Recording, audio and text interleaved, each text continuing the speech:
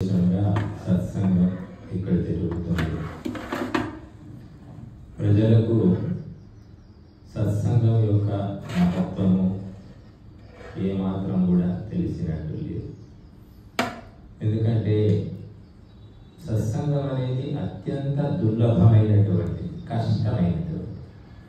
ఇక్కడ మనం ఈ కార్యక్రమం నిర్వహించుకుంటున్నాం ప్రతి వారం. ఇదే ఎవరైనా ఇంట్లో చేయగలుగుతారా? ప్రతి ఆదివారం ఎవరైనా ఇంట్లో చేస్తారా అంటే మనం చేయలేదు. చేస్తే ఎప్పుడో సంవత్సరానికి ఒకసారి చేసుకుంటూ వచ్చాం. కానీ ఇక్కడ ప్రతి ఆదివారము తప్పనిసరిగా జరుగుతుంది. కాబట్టి అందులో పాల్గొనడం ద్వారా బుద్ధి శుద్ధి జరుగుతుంది, జీవన శుద్ధి జరుగుతుంది, మన ఆలోచనలు పవిత్రమవుతాయి.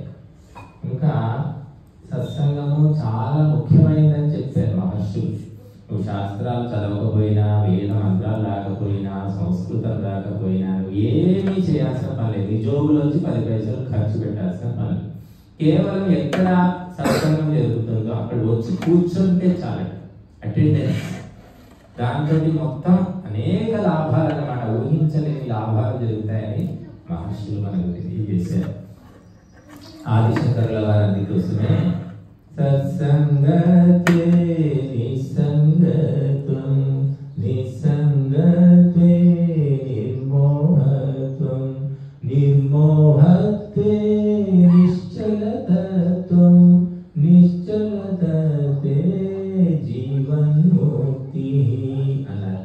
అంటే క్రమక్రమంగా మొట్టమొదటి సత్సంగం, తర్వాత చివరిగా జరిగే పరిణామం ఏమిటి అంటే జీవన్ముక్తి అన్నారు. జీవన్ముక్తి అంటే బ్రతికి ఉండగానే విముక్తిని పొందడం. ఈ ప్రకృతి వాసనల నుండి మనం వేరు కావడం విముక్తి.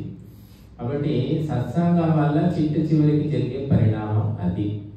సంస్కృతం రాకపోయినా, శాస్త్రాలు రాకపోయినా, గొంతు బాగా లేకపోయినా, మొహం బాగా లేకపోయినా, ఏది లేకపోయినా సరే మనకు సత్సంగం వల్ల ఈ లాభం ఎప్పుడు కలుగుతుందంటే క్రమక్రమంగా ఆచరిస్తూ పోతే. ఎప్పుడో ఒకసారి 6 నెలలకు ఒకసారి, 3 నెలలకు ఒకసారి రావడం అలా కాదు. అలాగే మనకు తోచినప్పుడు, మనకు వీలున్నప్పుడు, మనకు చేతనైనప్పుడు, మనకు కుదిరినప్పుడు, ఎప్పుడు పడితే అప్పుడు రావడం కూడా కాదు. సత్సంగం అంటే శ్రద్ధాసక్తులు. పొద్దున్నే వీళ్ళు వచ్చారు, రామయ్య గారు, మేము రాత్రి 11:30 అయిపోయింది వచ్చేసరికి, పొద్దున్న 5:15 ఏమో వచ్చినట్టున్నారు రామయ్య గారు. చూడండి, ఎప్పుడు ఈరోజు కొత్తగానే కాదు, మేము ఎప్పుడు ఇక్కడ వచ్చినా గమనిస్తూనే ఉన్నాం. పొద్దున్నే వచ్చేస్తారు, యోగా క్లాస్ అని వస్తారు. మళ్ళీ యజ్ఞం అంటే కూడా మొట్టమొదటి వీళ్ళిద్దరే ఉంటారు. ఏమిటో మరి గుర్తా తీసుకున్నారా, వీళ్ళకి ఏమైనా డబ్బులు ఎక్కడికైనా కమిషన్ దేవుడు ఏమైనా పంపిస్తున్నాడో తెలియదు. మరి ఏవో లాభాలు వాళ్ళకు ప్రత్యేకంగా వస్తున్నట్టున్నాయి. మిగతా వాళ్ళందరూ కూడా ఏమిటంటే మనము దానిలోని గొప్పతనాన్ని, లాభాన్ని అర్థం చేసుకున్నప్పుడు మనకు కూడా అటువంటి ప్రేరణ లభిస్తుంది, మనకు కూడా అటువంటి ఆ చైతన్యం అనేది కలుగుతుంది. నేను మొట్టమొదటి మా గురువు గారు సంస్కృతం బోధించినప్పుడు సెలవు రోజు వస్తే చాలు, పొద్దున్నే బయలుదేరి 8:00కల్లా వారి ఇంటికి వెళ్ళేవాడు. మళ్ళీ రాత్రి 9-10 అయిపోయి పోవడం, కూర్చోవడం, ఆయన చెప్పుకునేవాడిని వినడం, సత్సంగం అంతే. కాబట్టి ఈ సత్సంగం వల్ల అనేక మార్పులు కలుగుతాయని శాస్త్రాలు చెబుతున్నాయి. అది శ్రద్ధాసక్తులతో. అటెండెన్స్ గా వస్తే కాదు, ఏదో మేము వచ్చాం కాసేపు కూర్చున్నాం, ఏదో చేస్తుంటారు వీళ్ళు మంచి పని కదా, అదే కూర్చున్నాం లేదు, ఎక్కడ కూర్చునేవారు ఇక్కడ కూర్చుంటేవా, అలా కాదు. ఒక ఉద్దేశ్యం, ఒక లక్ష్యం తోటి మనం పాల్గొంటే అది క్రమక్రమంగా మన మనస్సును, గుణాలను, ఆలోచనలను మార్చేస్తుంది.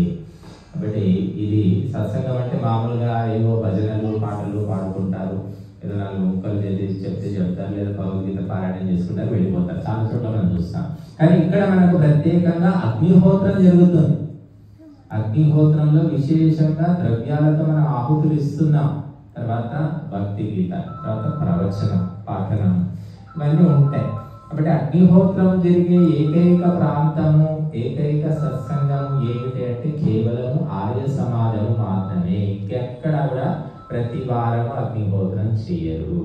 ఎన్నో చోట్ల జరుగుతున్నాయి సత్సంగాలు, కానీ వాళ్ళు ఏదో భజన చేసుకుంటారు, ఏదో మొక్కుకుంటారు, ఏదో తందన పడుకుంటారు, వెళ్ళిపోతారు. కానీ ఇక్కడ అలా కాదు, అగ్నిహోత్రం అనేది తప్పకుండా ఉంటుంది. ఎందుకంటే అగ్నిహోత్రం జుహుయా స్వర్గకామ.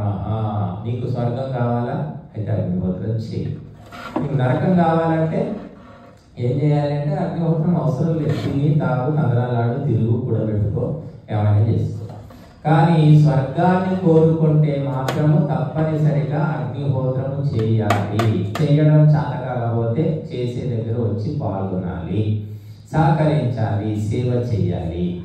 ఏది చేసినా కూడా మనకు ఎంతో లాభం కలుగుతుంది. కాబట్టి మరి ఇక్కడ అగ్నిహోత్రం జరిగింది. తర్వాత భక్తి గీతాలు పాడుకున్నాం. మహర్షి దయానందుడు మనకు గొప్ప లక్ష్యాన్ని ఇచ్చిపోయాడు. వ్యక్తిగత లక్ష్యం కాదు, మనకు ఒక సామాజికమైన వైశ్వికమైన లక్ష్యాన్ని ఇచ్చాడు. ఈ ప్రపంచమంతా కూడా మరి వేద వాణి వినిపించాలని చెప్పారు. ప్రపంచమంతా ఆర్యతత్వాన్ని ప్రచారం చేయమన్నారు. ప్రతి మనిషిని ఆర్యుడిగా మార్చమని మహర్షి దయానందుల వారు చెప్పారు. కృణ్వంతో విశ్వమాయం. ఈ ప్రపంచంలో అనాగరికులు, ఆటవికులు, సంస్కారం లేని వాళ్ళు, సభ్యత లేని వాళ్ళు లక్షలు కోట్ల మంది ఉన్నారు. ఎన్నో దేశాల్లో తినడము, పడుకోవడము, సంపాదించుకోవడం తప్ప ఏం తెలియదు వాళ్ళకి. ఆ తినడం కూడా పద్ధతి పాడే ఉండదు. విదేశాలకు వెళ్ళండి, ఏమీ ఉండదు. ఎలాగో కడుపులోకి పోయిందా లేదా అనేది ముఖ్యం. మనము తినాలంటే స్నానం చేసుకోవాలి, కాళ్ళు చేతులు కడుక్కోవాలి, మళ్ళీ పద్మాసనం వేసుకోవాలి, వండుకొని తింటాం. మనం ఎక్కడ పడితే అక్కడ తెచ్చుకొని తినాం. కాబట్టి ఇటువంటి ఒక పరంపర మన దేశంలో మాత్రమే ఉంది, అది విదేశాల్లో లేదు. ఆహారమే శుద్ధి లేనప్పటికీ ఆలోచనలో శుద్ధి ఎక్కడ ఉంటుంది?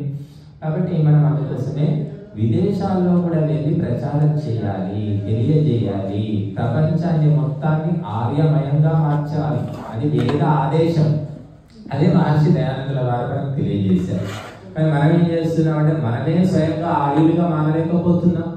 మనమే ఏనాడో అనార్యులం అయిపోయాం, అసభ్యులం అయిపోయాం. ఎవరికేం తెలియదు.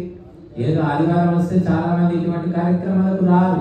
ఎందుకు రారంటే ఆదివారం తప్పనిసరిగా మాంసాహారం తినాలి. అది కుటుంబాలు ఇప్పుడు నియమం పెట్టుకున్నాయి. చాలా కుటుంబాల్లో ఆదివారం వస్తే ఏదైనా ఆదివారం వచ్చింది, పిల్లలు దగ్గర తీసుకురాపో అని పంపిస్తున్నారు. తప్పనిసరిగా తినాలి.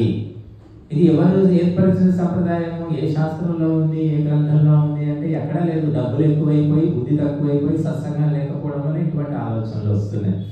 తెచ్చుకోవడం, తినడం. తిన్న తర్వాత ఇక్కడ పక్కన సత్సంగం యజ్ఞం లేదండి, ఈరోజు మేము మాంసాహారం తిన, మేము రావండి. ఎందుకంటే ఉన్నది ఒకటే రోజు, సెలవు రోజు ఆదివారం. ఇంకా ఆ రోజు తిని కూర్చుంటారు. ఇంకా మాకు కుదరదు, మేము రాము, బాగుంటుందండి, మేము తిని అక్కడికి వస్తే బాగుంటుంది అంటే తినడం వల్ల ఒక పాపము, రాకపోవడం వల్ల రెండో పాపం. రెండు పాపాలు ముట్టగలుగుతుంటున్నాడు. కాబట్టి మాంసాహారమే బతుకు అనేవాళ్ళు లెక్కకు మిక్కిలిగా ఉన్నారు. కనుక ఈ మార్పు వస్తుంది తప్పకుండా. మీరు మాంసాహారం వదిలేసుకుంటారు ఎప్పుడు అంటే ప్రతిసారి సత్సంగంలో పాల్గొంటే క్రమక్రమంగా బుద్ధి శుద్ధి అవుతుంది. అసలు వస్తేగా డాక్టర్ దగ్గర ఔషధం తీసుకుంటున్న కొద్దీ రోగం తగ్గుతుంది. అసలు డాక్టర్ దగ్గర పోవడానికే ఇష్టం లేదు, ఔషధం మింగడానికి అసలే ఇష్టం లేదు. అలాగే నిరంతరము పాపాలు, లోపాలు, శాపాలు అన్నీ పెరిగిపోతూ ఉన్నాయి. కాబట్టి సత్సంగంలో మనం పాల్గొని బుద్ధి శుద్ధి చేసుకుంటున్న కొద్దీ మనకే స్పష్టంగా తెలుస్తాయి సత్యాసత్యాలు, ధర్మాలు, న్యాయాలు. ఎవరో మనకి మార్పించవలసిన పని లేదు. మనిషి సత్యాన్ని తెలుసుకోవడానికి సమర్థుడు. కాబట్టి మనిషి క్రమక్రమంగా సత్సంగంలో పాల్గొన్న కొద్దీ ఆ బట్టలు ఉతికిన కొద్దీ రంగు పోయినట్టు, మురికిపోయినట్టుగా మురికిపోతుంది. అప్పుడు మనం తాను సత్యాన్ని తెలుసుకొని సత్య మార్గం వైపు వస్తాడు.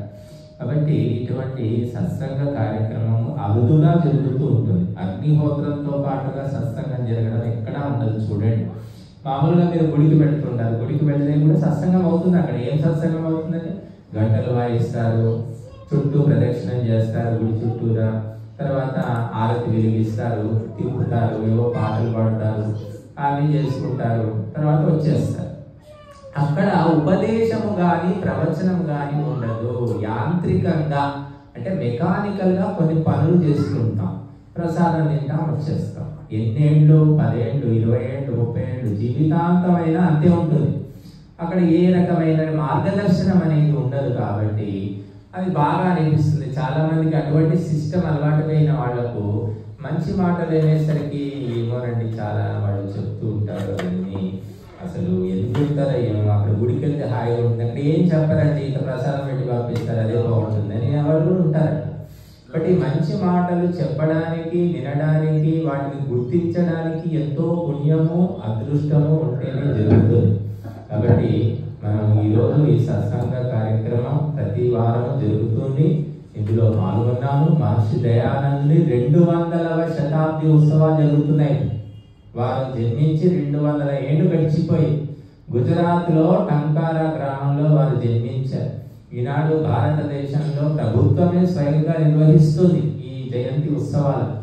ఎందుకంటే ప్రపంచంలోకెల్లా విలక్షణమైన, విచిత్రమైన, అద్భుతమైనటువంటి వ్యక్తి మహర్షి దయానంద సరస్వతి.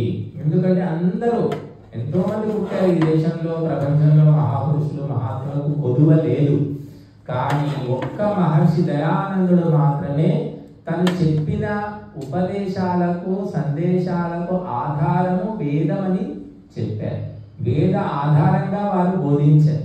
మిగిలిన వాళ్ళందరూ నువ్వు ఎక్కడి నుంచి చెప్తున్నావు అని, నాకు ఇష్టం, నాకు తోచింది చెప్తున్నాను, నాకు తెలిసింది చెప్తున్నాను అంటారు. కానీ దయానందుడు చెప్పిన ప్రతి మాటకు మనకు ప్రమాణాలు వేద శాస్త్రాల్లో దొరుకుతాయి. సొంత మాటలు చెప్పలేదు ఆయన, సొంత కబుర్లు చెప్పలేదు. కాబట్టి ఇది ప్రపంచంలోకెల్లా విలక్షణమైన వ్యక్తి. అందుకోసమే మనం చూడండి, మన ఇప్పుడు రామానుజాచార్యులు అంటున్నారు, మధ్వాచార్యులు అంటున్నారు, శంకరాచార్యులు, ఎంతో మంది ఉన్నారు. వాళ్ళు చెప్పారు, వాళ్ళు కూడా ప్రామాణికంగా చెప్పారు. ఏ ప్రమాణాలను తీసుకున్నారు? ఉపనిషత్తుల ఆధారంగా చెప్పారు, భగవద్గీత ఆధారంగా చెప్పారు, బ్రహ్మసూత్రాల ఆధారంగా చెప్పారు. అంటే ప్రస్థానత్రయం అంటారు. వాటి ఆధారంగా ఈ శంకరాచార్యులు, రామానుజాచార్యులు, మధ్వాచార్యులు వీళ్ళంతా బోధించారు. కానీ దయానందుడు ఒక్కడు మాత్రమే వేదాల ఆధారంగా తెలియజేశాడు. ఎందుకంటే అన్నిటికీ మూలము వేదం. వేదాల లేకుంటే ఉపనిషత్తులు లేవు, దర్శనాలు లేవు, భగవద్గీత లేదు, రాముడు లేడు, కృష్ణుడు లేడు, ఎవరు లేడు. కాబట్టి అటువంటి పునాది అయినటువంటి వేదాల ఆధారంగా మహర్షి దయానందుడు తన ఉపదేశాలను తెలియజేశాడు. కనుక వేదం ఏం చెప్తుంది? స్వర్గకామో యజేత. నీకు స్వర్గం కావాలంటే డ్యాన్స్ చేయడం కాదు, గంటలు వాయించడం కాదు, తిరగడం కాదు, నువ్వు అగ్నిహోత్రం చెయ్యి. నీవు కష్టపడి సంపాదించిన ధనంలో కొంత భాగము అగ్నికి సమర్పించు. అప్పుడే నీకు స్వర్గము, ఆనందము, సుఖము దొరుకుతుంది అని చెప్తుంది వేదం. స్పష్టంగా చెప్తుంది. ఎవరు చేయాలి పని? సన్యాసులు చేసే పని, వానప్రస్థులు చేసే పని, అంటే గృహస్థులే చేయాలి. బ్రహ్మచారి కూడా చెప్పలేదు గృహస్థుల్లో. ఎందుకంటే గృహస్థంలోనే పాపం ఉంది, గృహస్థంలోనే లోపం ఉంది, గృహస్థంలోనే భోగం ఉంది, గృహస్థంలోనే మోహం ఉంది. ఇవన్నీ తొలగిపోవాలంటే తప్పనిసరిగా గృహస్థులు అగ్నిహోత్రం చేయాలి అని చెప్పారు. రాముడు చేశారు, కృష్ణుడు చేశారు, అందరూ మహాపురుషులు చేశారు. కానీ ఇప్పుడు గృహస్థులు అగ్నిహోత్రం పని చేస్తున్నారు. ఆదివారం వస్తే ఇంటికి తాళం వేసుకోవడం, పిల్ల పీచు ఉంటే వాళ్ళను తీసుకొని మరి హోటళ్ళకు పోవడం, సినిమాలకు పోవడం, షికార్లకు పోవడం, ఎక్కడ పడితే అక్కడ తిరుగుతున్నారు. భోగవాదం అంటారు. కర్తవ్య కర్మలు ఏమీ లేవు, తినాలి, తాగాలి, కనరాలి, ఆడాలి, ఎంజాయ్ చేయాలి. ఇటువంటి భావన గృహస్థుల్లో వచ్చింది. విచిత్రం. ఇంకా తల్లిదండ్రులను బట్టి పిల్లలు కూడా అలాగే తయారవుతున్నారు. ఎందుకంటే వాళ్ళకి చదివించే చదువులు ఇంగ్లీష్ చదువులు, అక్కడ నేర్పేది ఏముండదు. బాగా డబ్బు సంపాదించుకోవాలి, మంచి జాబ్ తీసుకోవాలి, తర్వాత ఎంజాయ్ చేయాలి, విదేశాలకు వెళ్ళిపోవాలి. ఇంతకు మించి సందేశం ఏది. కానీ మనకు వేద శాస్త్రాలు ఏం చెప్తున్నాయి? స్వర్గము, మోక్షము ఈ రెండింటిని సాధించాలి. స్వర్గము వల్ల సుఖము దొరుకుతుంది, మోక్షము వల్ల విముక్తి దొరుకుతుంది. కాబట్టి స్వర్గ సుఖాలను కూడా నీవు వదిలివేస్తే, స్వర్గ సుఖాలను కూడా అందరికి పంచిపెట్టేస్తే అప్పుడు నీకు మోక్షం దొరుకుతుంది. ఇప్పుడు స్వర్గమే లేదు, డబ్బులు ఉంటే దానం చేస్తాం, డబ్బే లేనప్పుడు దానం ఎక్కడ చేస్తాం? అలాగా స్వర్గాన్నే మనం పొందలేదు, ఇంకా స్వర్గ సుఖాలను ఎలా వదులుకుంటాం? కాబట్టి మొట్టమొదలు అగ్నిహోత్రం ద్వారా స్వర్గ సుఖాలను పొందిన తర్వాత వాటిపైన వ్యామోహం పెట్టుకోకుండా వాటిని ప్రజలకు పంచిపెట్టేస్తే అప్పుడు నీకు మోక్షం వస్తుంది. అందుకే మనకు మాత్రం చెప్తుంది, ఆయు ప్రాణం ప్రజా పశుం కీర్తి ద్రవిడం బ్రహ్మవర్చసం మహ్యం దత్వా వ్రజత బ్రహ్మలోకం. ఇవన్నీ సంపదలు నువ్వు పంచిపెడితే నీకు బ్రహ్మలోకం సిద్ధిస్తుంది. కాబట్టి మహర్షి దయానందుడు మన దేశంలో పుట్టడమే ఒక అపూర్వం, అద్భుతం అని చెప్పుకోవచ్చు. అటువంటి మహాపురుషులు నభూతో నా భవిష్యత్తు, ఇంతకు పుట్టలేదు, ఇక ముందు పుట్టరు. కాబట్టి వారి ఉపదేశాలన్నీ కూడా వారు బ్రతికుండగానే పుస్తక రూపంలో రచించి ముద్రించి పెట్టారు. బుద్ధుడు ఆ పని చేయలేదు, జైనుడు ఆ పని చేయలేదు, క్రీస్తు ఆ పని చేయలేదు, మహమ్మద్ కూడా ఆ పని చేయలేదు, ప్రపంచంలో ఎవరూ చేయలేదు. గుర్తుపెట్టుకోండి, కేవలం దయానందుడు ఒక్కడే తను చెప్పిన ఉపదేశాలను తను బ్రతికుండగానే ముద్రణ చేసి పుస్తక రూపంలో అందరికీ పంచిపెట్టాడు. ఆ పుస్తకాలు ఇప్పుడు కూడా దొరుకుతున్నాయి. మహమ్మద్ చదువుకోలేదు, యేసు చదువుకోలేదు, బుద్ధుడు చదువుకున్నాడు కానీ ఆయన ఏం పుస్తకాలు రాయలేదు, ఉపదేశాలు చెప్పుకుంటూ పోయాడు అంతే. ఇంకా జైన గురువు ఉన్నాడు, ఆయన కూడా చదువుకున్న వ్యక్తులే, కాకపోతే ఆయన ప్రత్యేకంగా పుస్తకాలు రాయలేదు. తర్వాత ఎప్పుడో శిష్యుడు రాసి పెట్టారు. కాబట్టి కేవలము మహర్షి దయానందుడే ఆ పుస్తకాలు రచించి వేదాల ఆధారంగా తత్వాన్ని తెలియజేశాడు. మానవ జన్మ సఫలం కావాలంటే ఏం చేయాలి అది మహర్షి దయానందుని గ్రంథాల్లో ఉంది. కాబట్టి గృహస్థులు భ్రష్టు పట్టిపోయారు. ఇప్పుడు భోగ విలాసాల్లో తేలిపోతున్నారు. పిల్లలు ఎవరు చెప్పినట్టు వినడం లేదు. ఆ పిల్లల్ని అమెరికాకు పంపించేసి మేమేదో సాధించామని మురిసిపోతున్నారు. ఉన్న ఒక్కగానొక్క కూతురికి లక్షలు ఖర్చు పెట్టి పెళ్లిళ్ళు చేసి మురిసిపోతున్నారు. ఎవరు సంసారం చేస్తారో ఏమవుతుందో ఎవరికి తెలియదు. కేవలం ఆడంబరాలు, అట్టహాసాల, ఆర్భాటాలకు గృహస్థులు ప్రాధాన్యం ఇస్తున్నారు తప్ప ధర్మ కార్యాలకు ఇవ్వడం లేదు. అందుకే గృహస్థం అంటే స్వర్గం అని వేదం చెప్తుంది. వేదంలో ఎక్కడ గృహస్థాన్ని నిందించలేదు. గృహస్థం అంటే దుఃఖము, సంసారం సాగరం, సంసారం చదరంగం, సంసారం దుఃఖం అని మనకు గ్రంథాల్లో కనిపిస్తుంది. కానీ వేదంలో ఎక్కడ అలా చెప్పలేదు. ఎందుకంటే గృహస్థుడు పంచమహాయజ్ఞాలు చేయాలి. పంచమహాయజ్ఞాలు చేస్తే వాడి పాపాలన్నీ పోతాయి. గృహస్థం వల్ల వచ్చే పాపాలన్నీ పోతాయి, వాడు పవిత్రం అవుతాడు. అవి చేయడం లేదు కాబట్టి ఈనాడు సంసారం అనేది నరకం లాగా, మరి సాగరం లాగా, చదరంగం లాగా మారిపోయింది. కాబట్టి మనం మహర్షి దయానందుడు చెప్పినట్టుగా గృహస్థులు ఇటువంటి ధర్మ కార్యాలు చేయాలి, పెద్ద ఎత్తున చేయాలి. అమ్మాయి పెళ్లి పెద్ద ఎత్తున చేస్తారు, లక్షల కోసం 10-15 రకాల వంటలు తినిపిస్తున్నారు. ఎవరు తినేది లేదు, చేసేది లేదు. కానీ అగ్నిహోత్రం చేయమంటే అమ్మో అగ్నిహోత్రమా చేయాలా, చాలా సమయం పడుతుంది కదా, నేను చేయలేమంటే మాకు కుదరదు అంటే శ్రద్ధ లేక. బట్ శ్రద్ధ అనేది చాలా ముఖ్యమైనటువంటిది. శ్రద్ధ ఉన్న వాళ్ళకి వేద శాస్త్రాల రహస్యం బోధపడుతుంది అని చెప్తున్నాయి. వేదమే స్వయంగా శ్రద్ధాసూత్రం చెప్తుంది. కనుక మనం శ్రద్ధాసక్తులను పెంపొందించుకొని ఈ వేదాలు చెప్పిన మార్గంలో నడిచి మనము బాగుపడి 10 మందిని బాగు చేసి ప్రపంచానికి మార్గదర్శనం చెయ్యాలి.